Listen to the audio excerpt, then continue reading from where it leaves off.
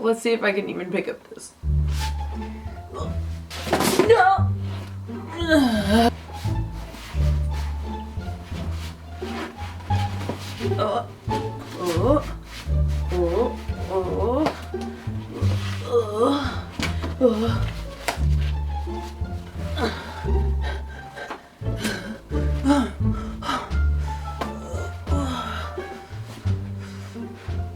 I'm supposed to be on a book buying ban.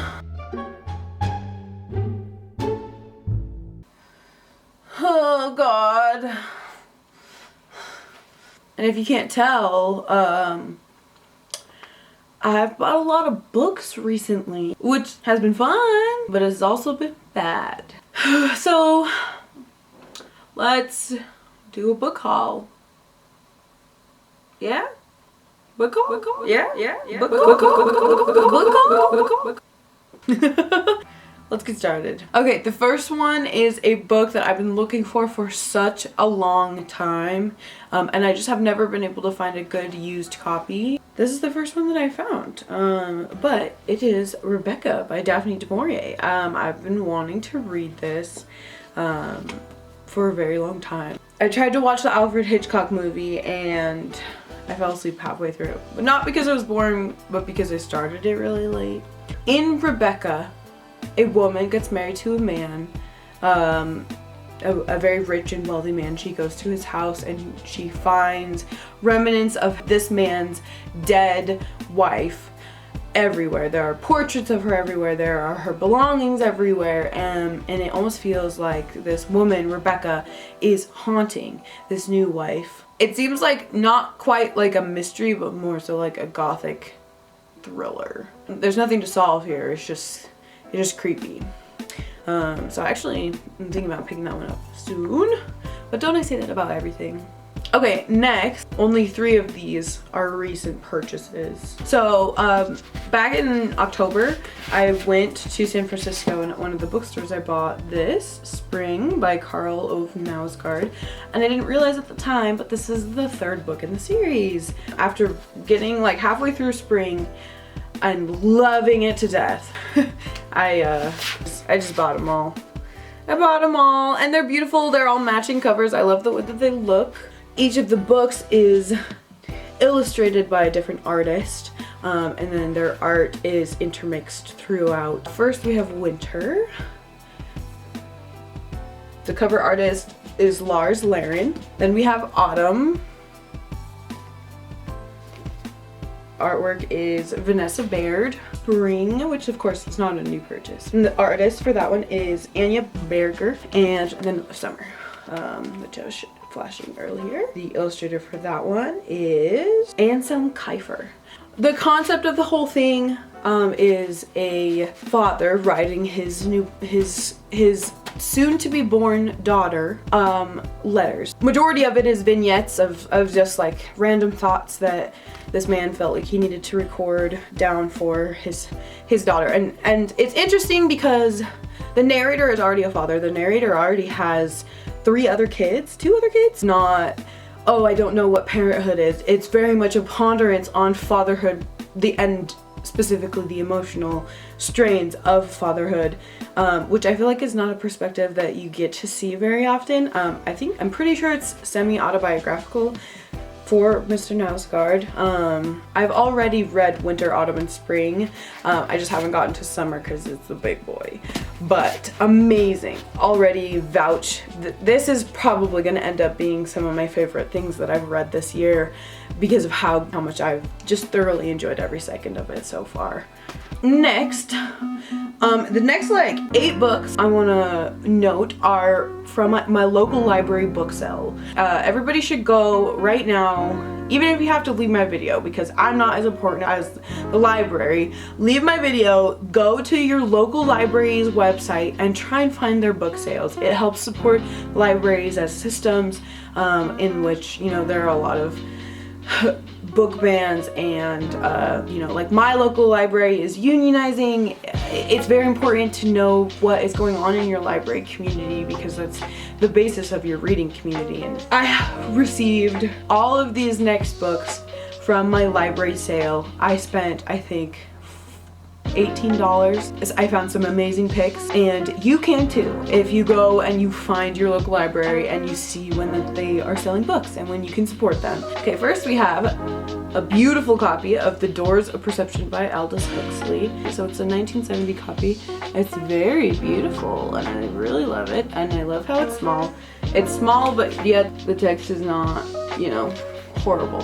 And that's, I think, what matters. Next is a book that I've been looking for a long time, because you only ever find the movie cover these days, but it is The Perks of Being a Wallflower, which I found the regular version. Perks of Being a Wallflower, you know, if you don't know, that movie with Logan Lerman in it, you know, it's a coming of age story, but it ends up being very, you know, quite dark compared to some coming of age stories. And, you know what The Perks of Being Wallflowers. I don't know why I'm explaining it to you. Next, I found The Promise by Chaim Potok. This is the third one of his. I have exact other copies in purple and in red of My Name is Asher Lev and The Chosen. I have yet to read any of them, but I just have a feeling that once I really crack into them, then I'm going to enjoy them. These copies are beautiful. I think they're lovely, lovely to own. So I picked it up to complete my collection. Next, another recommendation from Emmy, my favorite booktuber, and I always want to read everything she reads, even though I don't actually think that her and I have that much similar reading taste. Every time I watch her read anything, it makes me want to read it because of the way that she portrays her reading experience. I love it. But so I picked this one up. It's Pedro Paramo by Ron Rufo. It's a magical realism. She compared it to 100 Years of Solitude, especially because it's also from South America. And it's a lot shorter than 100 Years of Solitude, that's for sure. I did love 100 Years of Solitude. But the pacing was just all over the place. It was crazy. It was out there. And so I'm thinking that this might be a little better. I was so happy when I found this on the shelf because I wasn't even thinking of buying it. It wasn't on my mind, and I saw it on the shelf and I took it as a sign that I needed to pick it up immediately and buy it because it was $2. So why not? Next, another author, of which this is the second book I own, and Brene Brown, Daring Greatly. I also have Atlas of the Heart, the very beautiful copy that I found in a thrift store for literally like $4 when this is $30 at Barnes & Noble. And then I found this for $3 at the library sale. And so we're doing great. We are daring greatly and looking into the depths of our heart together. Next, I have something I don't know. I'm not sure if I'm going to like. I've just heard a lot about it, and so I bought it. I found it, and it's not something I want to pay full price for, and it's in pretty good condition. It is The Idiot by Elif Botman.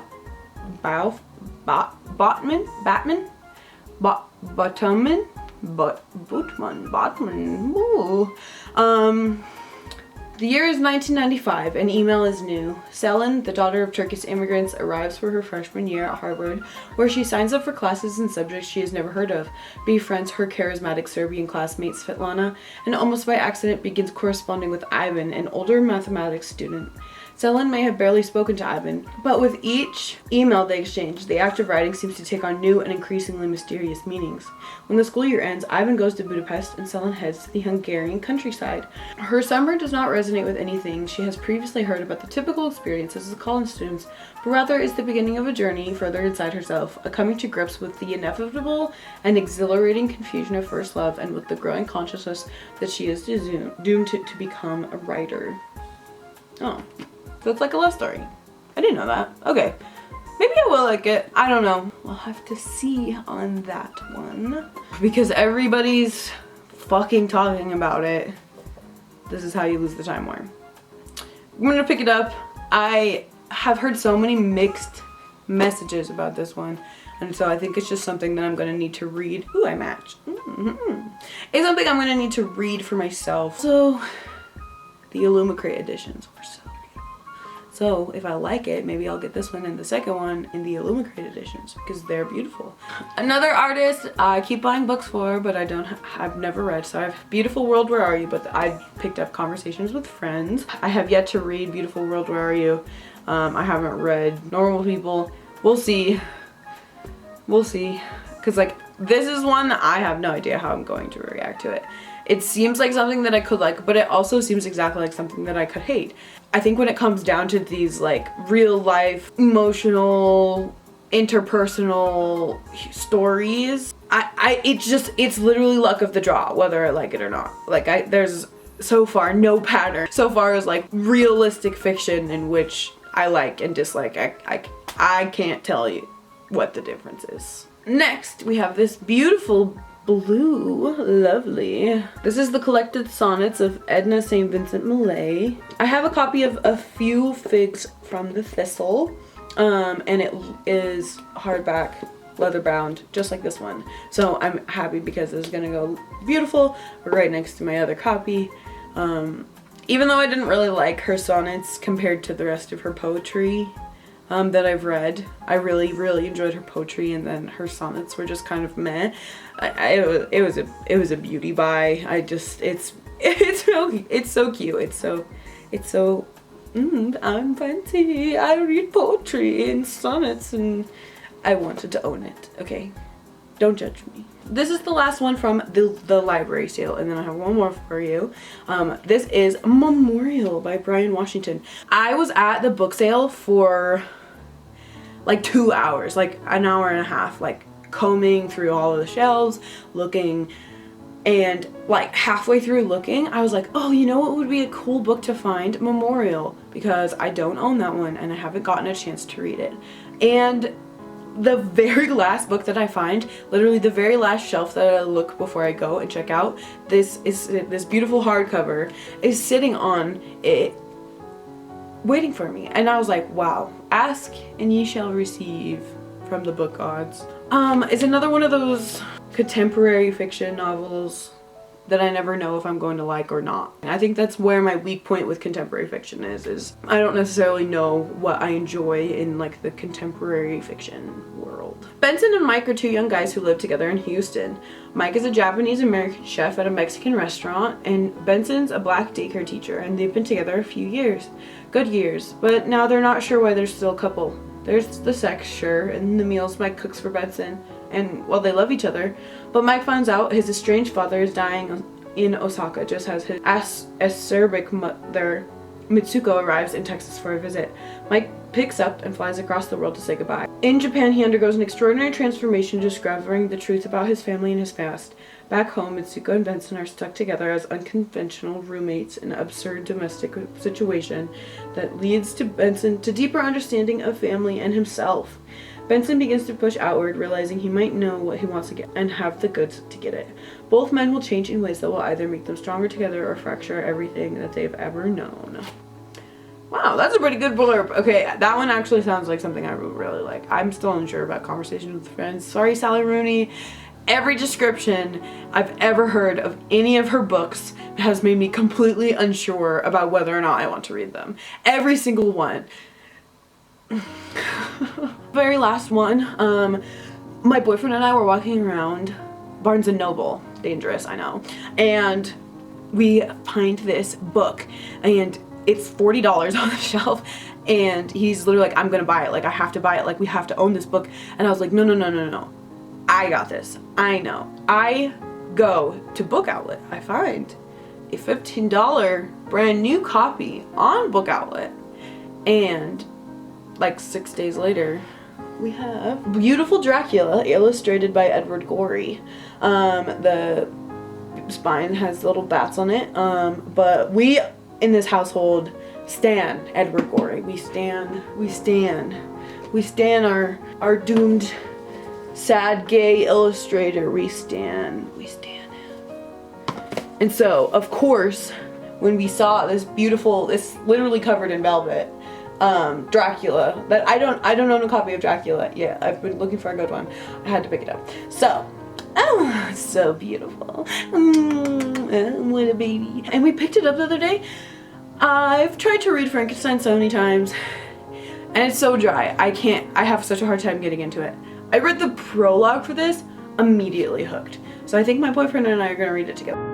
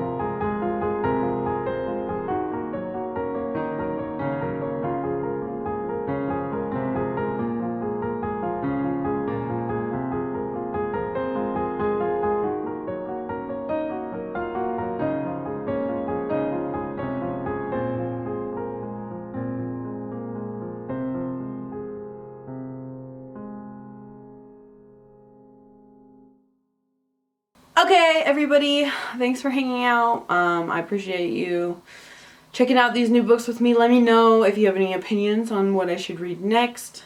If you know anything about any of these books. If you know about Karl Ove Knausgaard and his books, please talk with me about them, because I have fallen into his writing deeper than I have fallen into a writer's writing in a long time. I would love to talk to somebody about it. So hit me up. Official Karl Ove Knausgaard fangirl here. I'm starting the fan club. If you'd like to join, let me know. Like, comment, subscribe. You know, I appreciate you out there watching. If my video floats up on your feed, you're awesome. Yeah.